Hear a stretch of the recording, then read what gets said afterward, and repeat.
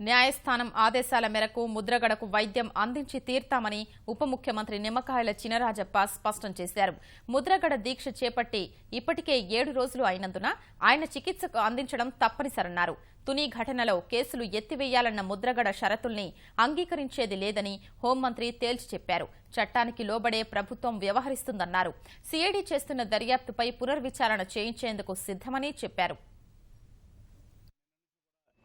ఏదో విధంగా బంధువులకు కానీ అలాగే జేఏసీ గతులు కూడా మాట్లాడి ఒప్పించడానికి ముద్రగడ పద్మనాభం పరిస్థితి లాకి మేము వ్యతిరేకంగా చేయలేము, మేమేమైనా కావాలంటే చేసి పడతాం తప్పించి లాకి వ్యతిరేకంగా చేయలేము అన్నది ఆయన ఏం చెప్తున్నాడంటే కోర్టులు కేసులు విత్డ్రా చేయమన్నాడు. అది అవకాశం లేదు.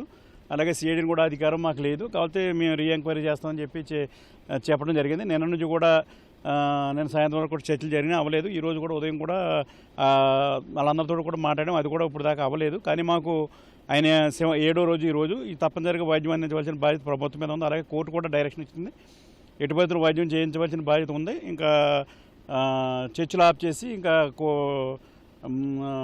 వైద్యానికి కాన్సన్ట్రేషన్ చేయవలసింది ప్రభుత్వం బాధ్యత కనుక మా కార్యక్రమం ఏం చేస్తాం.